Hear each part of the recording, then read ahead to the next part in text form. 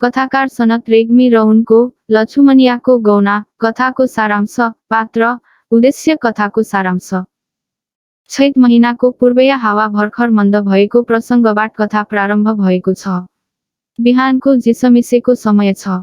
घरबाहिर निमको फेदीमा खाट ओछ्याएर लछुमनिया मस्तसँग सुतिरहेकी छे। बाबु हिजै सहरतिर गएको छ। बाबुले उसलाई महुबारीमा गएर महुवाका फूल टिपेर ल्याउन, गाईबस्तुलाई घाँस पराल र पानी दिन अनि राजबल्लभ पाडेको लाही पेलेर तेल दिन अन्हाएको थियो। यी सबै काम बिर्सेर लछुमनिया सपना देखिरहेकी छे। आमाले लछुमनियालाई बिउझाइदिन्छे।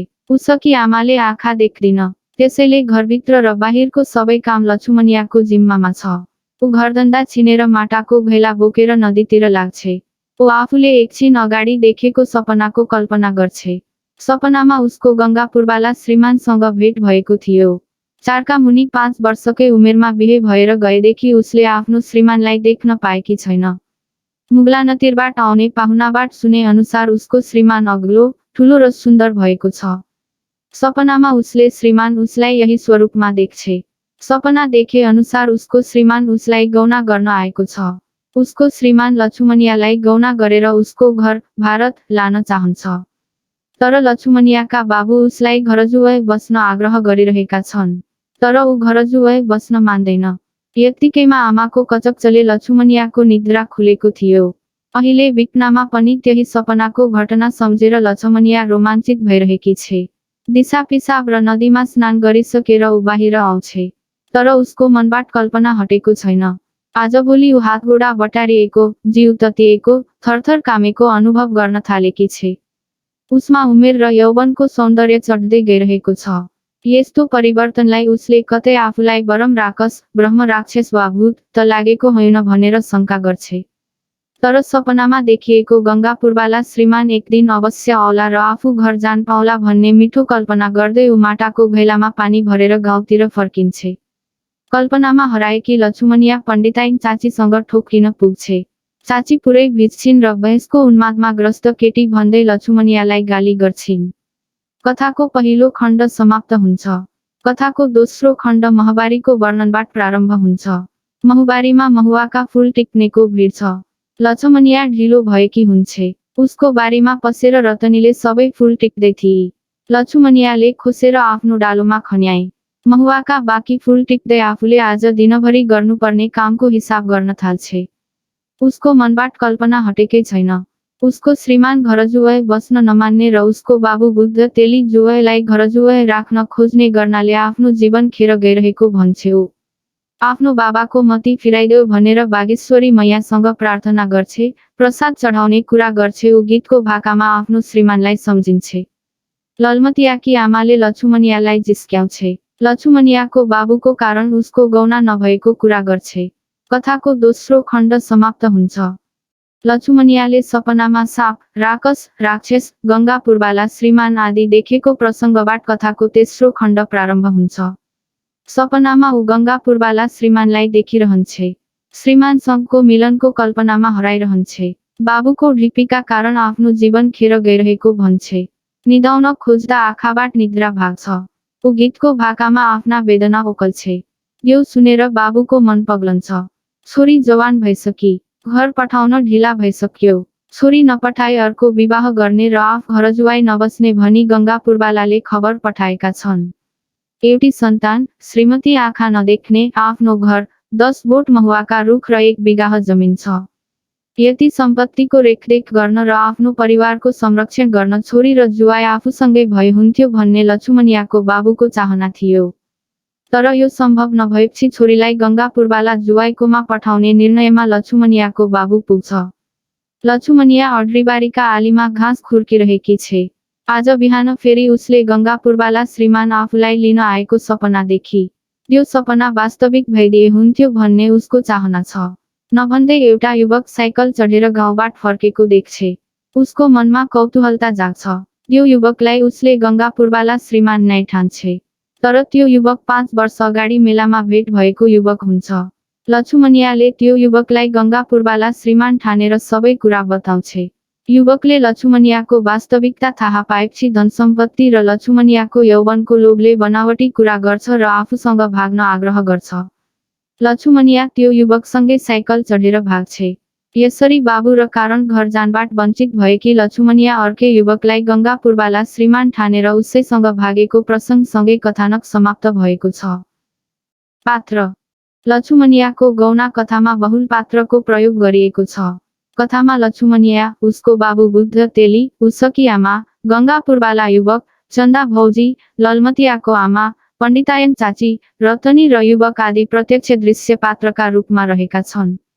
त्यसैगरी कुराकानीका सन्दर्भमा पाहुनाहरू, सुगुवा, प्रधान, राजवल्लभ पाडे, गंगापुरवालाका घर परिवार, मेलामा भेटिएका साथीहरू आदि आएका छन्। कथामा लछुमनियाको केन्द्रीय भूमिका रहेको छ। उसका चरित्रिक विशेषतालाई बुन्दागत रूपमा यहाँ प्रस्तुत गरिएको छ। लछुमनिया प्रमुख पात्र, नारी पात्र। 45 वर्षकै उमेरमा विवाह भएर युवती भइसकेपछि घर जान नपाएकी पात्र, घरको कामधन्दा बाहिरको खेतीपाती र सम्पूर्ण व्यवहार सम्हाल्ने जागरिली र कर्मठ पात्र, आँखा नदेख्ने आमा र खेतीपाती गर्ने बाबुलाई सघाउने जिम्मेवार पात्र, अभिभावकलाई माया, सम्मान र आदर गर्ने पात्र, सपना, राक्षस, भगवान आदि आदिमा विश्वास गर्ने पात्र, बाबु र अडानका कारण यौवन खेर गएकी पात्र, कल्पनामा हराउने पात्र, यौवनको आम्दी चलेर उन्मादग्रस्त भएकी पात्र, कल्पना, यौवनको अन्धोपन, यौन चाहना आदिका कारण अपरिचित युवकलाई आफ्नो गंगापुरवाला श्रीमान ठानेर उसैसँग भाग्न विवश पात्र, सामाजिक संस्कार, पारिवारिक बन्धन र संकुचित सोचविचारले थिचिएकी पात्र, निम्न वर्गीय श्रमजीवी पात्र तथा बालविवाहका कारण रहर, इच्छा, आकांक्षा र चाहना गुमाउन बाध्य पात्र आदि। कथामा लछुमनियाको बाबु बुद्ध तेली सहायक भूमिकामा देखिन्छ। उसले छोरीको विवाह सानैमा गरिदिएर पछि हुर्केपछि जुबाईको घर पठाउन सकेको छैन। एकमात्र सन्तानलाई अन्त नपठाउने बरु जुबाईलाई नै घरजुवाई बनाएर राख्ने उसको चाहना छ। यसो गर्दा धनसम्पत्ति र परिवारको संरक्षण हुने उसको बुझाइ छ। तर गौना नगरिदिए अर्को विवाह गर्ने भनेर जुबाईले धम्की पठाएपछि र छोरीले पनि जुबाईको घर जाने तीव्र इच्छा देखाएपछि लछुमनियालाई जुबाईको घर पठाउन मन्जुर हुन्छ। तर त्यति बेलासम्म ढिलो भइसकेको हुन्छ। लछुमनिया अर्कै युवकसँग भाग्छे। यसरी लछुमनियाको बाबु अर्थात् बुद्ध तेली परिस्थितिले गर्दा एक्लो बन्न पुगेको छ। अर्को पात्र गंगापुरवाला केटो छ। यो पात्र लछुमनियाको श्रीमान हो। यो पात्र 45 वर्षकै उमेरमा लछुमनियालाई विवाह गरी श्रीमतीलाई माइतमै छोडेर आफ्नो घर भारत जान्छ। श्रीमती युवती हुँदासम्म लिन आउँदैन। उसका घर परिवारले कि श्रीमती लिएर आइज कि त अर्को विवाह गर भनेर दबाब दिइरहेका छन्। तर लछुमनियालाई उसको घर जान बुद्ध तेली ससुराले दिँदैनन्। यसरी घर परिवारको दबाब र ससुराको अडानको चेपुवामा पारी आफ्नी श्रीमती गुमाउने र आफ्ना इच्छा, चाहना र रहरहरू बन्धक बनाउन पुगेको पात्र हो यो। अर्को पात्र युवक छ। यो पात्र बदमास छ। लछुमनियाको सोझोपनको फाइदा उठाएर उसलाई भगाउने काम युवकले गरेको छ। अरूको मनका कुरा बुझ्न सक्ने र कुरा गर्ने सिक भएको चतुर पात्रको भूमिकामा युवक रहेको छ। लछुमनियाको गंगापुरवाला अभिनय गरेर लछुमनिया र उसको श्रीसम्पत्ति हत्याउने पात्र हो युवक। उद्देश्य सामाजिक कलङ्कका रूपमा रहेको बालविवाहको विरोध गर्नु लछुमनियाको गौना कथाको मूल उद्देश्य हो। सानैमा बिहे गरेर माइतीमै छोड्ने तर उमेर पुगेपछि आफ्नो घर जान कठिन भएको अवस्थाको चित्रण कथामा गरिएको छ।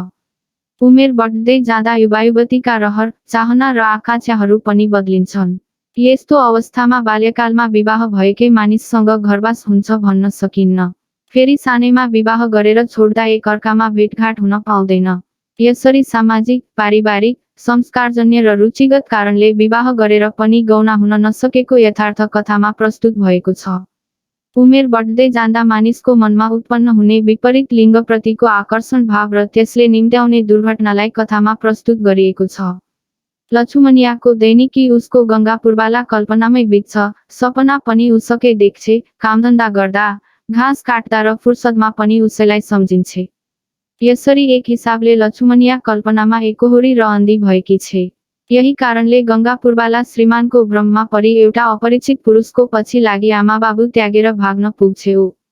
यौवनावस्थाको आम्दी र उन्मादले गर्दा गलत निर्णय गरी भविष्य नै बर्बाद पारेकी छे लछुमनियाले। उसलाई भगाउने युवकको रुचि उसको यौवन र उसका बाबुआमाको सम्पत्तिमा देखिन्छ। यो युवकले लछुमनियालाई सधैँ माया र सम्मान नै गर्छ भन्ने पनि छैन।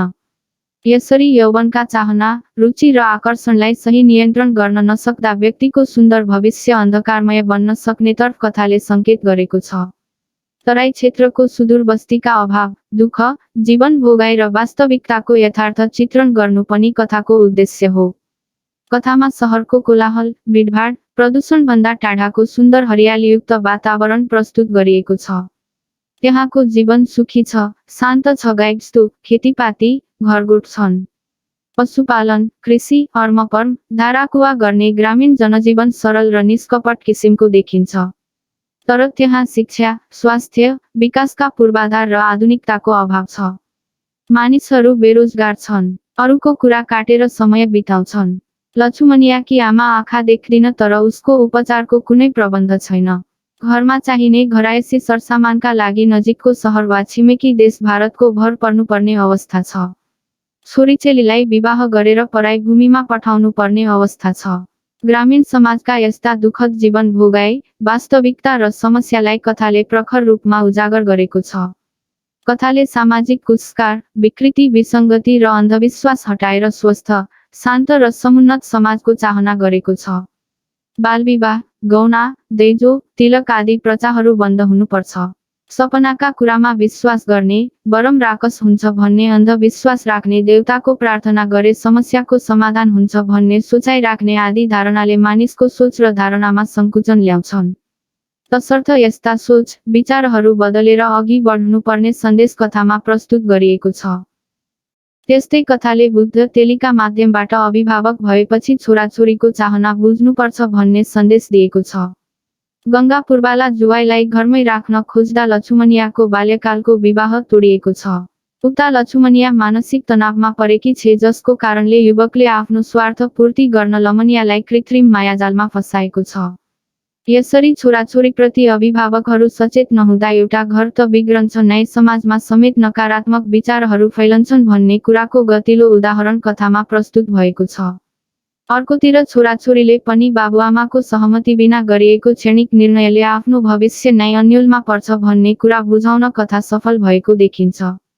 निष्कर्षतः लछुमनियाको गौना कथामा लछमनियाको गौना हुन नसक्नुका कारण, गौना नभएका कारण मनियामा आएको मानसिक विचलन र त्यस विचलनले गर्दा उसलाई गलत निर्णयमा पुर्याएको घटना प्रस्तुत गरिएको छ। कथामा ग्रामीण समाज र परिवेशको यथार्थ चित्रण गर्दै सामाजिक, पारिवारिक मेलमिलाप र स्वस्थ समाज निर्माणको आग्रह गरिएको छ।